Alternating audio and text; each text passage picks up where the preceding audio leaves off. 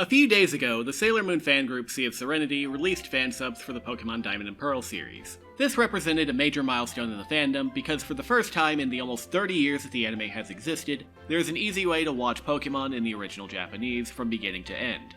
For the biggest Japanese franchise in the world, it sounds odd that it happened just now, especially since other hobby anime like Yu-Gi-Oh! Or Digimon have had fan subs and even official subtitles for a while. The lack of subtitles for Pokémon has created a bipolar audience, where the hardcores keep up with it week to week via Japanese broadcast, and the other half, I don't know what they do, but I see them from time to time. As a hardcore, what I'd like to do with this video is make the case that the other half should start watching Pokémon in Japanese, especially now that it is easier to do than ever before. Now I am taking for granted that my audience is mostly adults.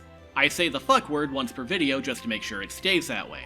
But, recognizing that many of my regulars aren't specifically Pokémon fans, and are adults, I also want to make the case to them that they should start watching a toddler anime in Japanese. So, I've prepared a recommendation list at the end about where the best place to start would be. That's the most I can tell you without breaking YouTube's terms of service, but that should be plenty to get you started. First, a history lesson and explanation for why Pokémon has had such a hard time being available in Japanese. Pokémon has had an international dub since 1998. For the target audience, i.e. children, that was plenty. The children understood that Pokémon was from a different country, but didn't think too much about it beyond that, aside from the occasional online rumor mill.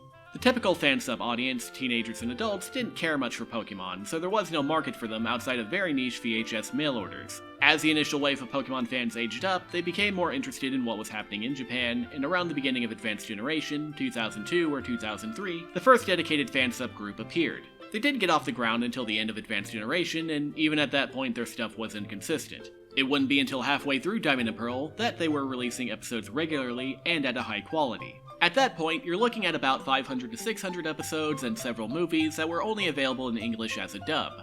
Again, for Pokemon's target audience, i.e. children, that was plenty.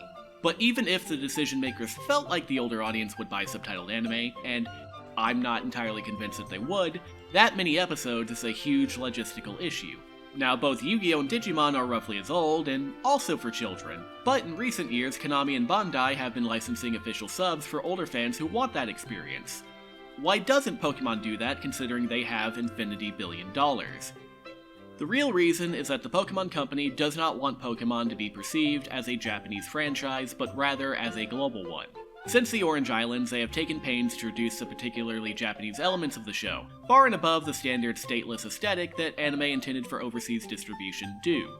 This is why there is no Japanese text in Pokemon after Kanto, and why James stops cross-dressing nearly as often. To this day, Pokemon Horizons is edited for international dubs. The openings are shorter, music is replaced to fit Western sensibilities, and the result is that they can't just add a Japanese audio track to Netflix like most anime can. Given that there is no official release, fans are the only people who will make the effort. And that's why we're here. In spite of everything, I would argue that it's actually easier to watch Pokemon in Japanese than English. You can't even watch every episode dubbed. Some of them got banned from circulation due to gun violence, boobs, and blackface, but just as many aren't available in English because, I don't know. They just didn't want to. Pokemon has done a better job in recent years by making the anime accessible via dub through their YouTube channel, but as of this writing, they only have up to Advanced Generation uploaded. X and Y, Journeys, and Horizons are all on Netflix, very poorly labeled, but then again, nothing on a streaming platform is forever. And as it turns out, in the time between this video being finished and it being released, Pokemon Journeys was taken off of Netflix, and we don't know what the end result of that's gonna be. The going rumor is Disney+. So add another paywalled platform to any plans you may have had of watching the show officially and in the dub. If you can tell me where to legally watch half their show without having to consult their very confusing official chart, then good for you, I guess. But you don't need to do that if you watch it in Japanese. And regardless of how you may feel about unofficial distribution, the Pokemon stakeholders are aware of, and seem to be okay with, the existence of fan subs. There's an understanding that if the suits aren't going to fund this, and the fans are going to do it, then they're going to look the other way. So if it is easier, simpler, and even legally okay, the only impediment to watching in Japanese beyond disability is the 1-inch high barrier of subtitles, which, as an adult, you can get the fuck over. The age-old argument in the sub versus dub debate is that subtitled anime is closer to the intended vision of the creator. For Pokemon, that is especially true. The original dub by 4Kids was a 4Kids dub, heavily localized and following the directives to de-Japanify it. Everyone knows about the onigiri. And wouldn't you know it, but the brand has found the joke, and now the joke's not funny, and no one should ever use it ever again. But I think Team Rocket is the bigger loss in translation. A lot of their humor comes from manzai, rakugo, and other Japanese styles of comedy. Some of it is translatable, like slapstick is pretty universal, but it is difficult to translate jokes one-to-one. 4Kids would often break the fourth wall, the later dub would use hyper-alliteration. Neither really conveys the personalities of the Team Rocket trio, and the result is mischaracterization. In fact, a lot of misconceptions about the anime were a result of bad dubbing. Ash never told his Primeape he was coming back for him, and the idea that Pokemon tears could bring people back to life was retroactively added to the Amber 2 prologue to the first movie via the dub. The later dub does do better, but it doesn't fix the things that people care about. Do I want a sandwich? Oh, that ice cream looks good too. Voice acting and music quality are the best argument for watching the post-4Kids show in Japanese. The openings post-4Kids are all awful. The one decent one falls so far below the originals that the bar for decent is actually in hell. The dub still removes music that was created alongside the original animation to put in retrofitted commercial music created in California. To be clear, I'm not an elitist about this, I do watch dubbed anime. The voice acting is not up to the standards of even low-priority modern dubs. Nothing against the voice actors themselves. They are in other shows and they sound good there. But somehow, when it comes to Pokemon, their acting is as stilted as 4Kids without the hokey charm of being a 4Kids dub. The modern dub is super professional and it doesn't take nearly as many liberties, but it does still sound like shit. Also, in Japan, a character will usually have one voice actor throughout their existence. That is, unless the actor gets pregnant, dies, or pulls a Toru Furuya. You're not going to get attached to a character's voice only for it to be swapped out mid-season because the production company decided to cast recent high school graduates in order to cut costs. Finally, watching Pokemon in Japanese is the only way to stay up to date. The dub is anywhere from a year to 6 months behind, and even official channels assume that the Japanese broadcast is the canon one. That's why things like Ash winning the Alola League or his retirement were announced on social media months ahead of the dub. As a matter of fact, in the time between when I finished editing this video and its release, it was announced that Pokemon Horizons is going to have a crossover episode with Pokemon Unite, including some promotional material in the game itself, and all that material has spoiled the fact that Roy's Crocalor has evolved into a Skeledirge long before that episode has gotten to the dub. I don't know if that section of the dub has aired by the time that this video has been released, but I also don't care because you should watch Pokemon in Japanese. More importantly though, there's a social element in watching with the community that the dub doesn't get because Netflix drops 12 episodes in a batch every few months. I say this as someone who publicly shits on the adult Pokemon fandom at every opportunity. But I do appreciate the ritual of getting up before dawn on a Friday morning to catch the Japanese broadcast on TV or through a VPN with other people. That's legal, by the way. You are allowed to do it. Otherwise, the millions of Surfshark ads on YouTube are encouraging you to break the law, and YouTube would never condone that. So if I've convinced you to watch Pokemon in Japanese, where should you start? The best answer is to pick something that interests you and just go for it. The great thing about unofficial releases is that the barrier for entry is so low that you can just do whatever. But if you can't make a choice, I have some recommendations. My only caveat is that these recommendations come with the expectation that you are going to watch all of the series.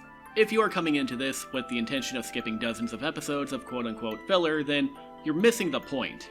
Starting at the beginning, I recommend the Indigo League as a starting point for everyone. It has the best cast and the most fun iteration of the Ash Ketchum character. With a few exceptions, there isn't a huge emphasis on battles or vertical narrative, but I would argue that it has the most ambitious episodes of any Monster of the Day show ever created. The only reason you shouldn't start here is if you can't stand the occasional jank of old animation. I personally think you're a bad person for that, but you don't have to listen to me. I'm not your dad, and if I was, the state would have taken you away from me. I recommend Johto if you really like the Ash Misty Brock trio and want more.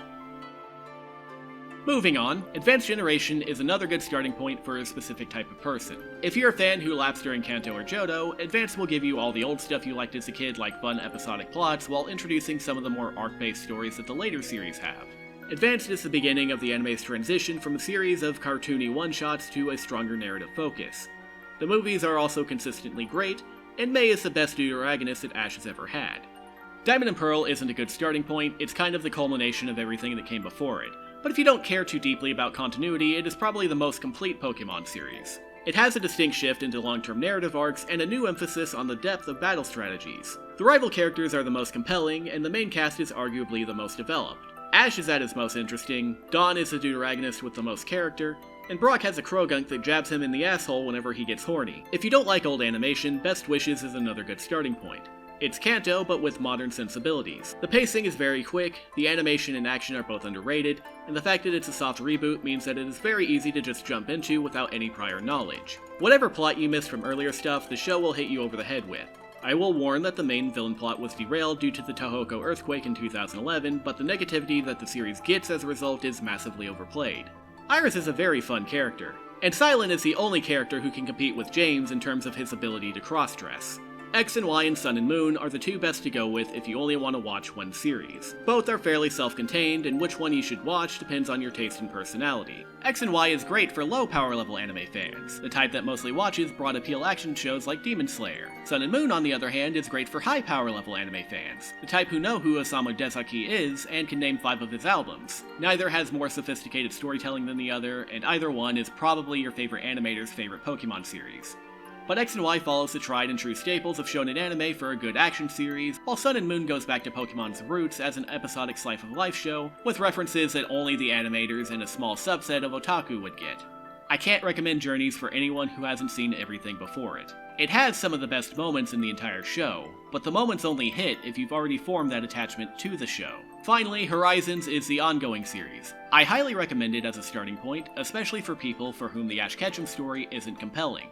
It is entirely self-contained continuity-wise. Horizons is the most original series in how it handles the Pokemon world, and it is by far the most ambitious in its storytelling. The cast is one of the most interesting, with several adult characters that may be more relatable to adult fans. It is still very much Pokemon though, don't go into it with any expectation otherwise. Well, that's all I have to say. If no one has any questions, we can end early and you guys can get the rest of your day back. Bye, Inara! I've had to make 3 different edits to this video in the weeks after I finished it because reality just won't stop proving me right.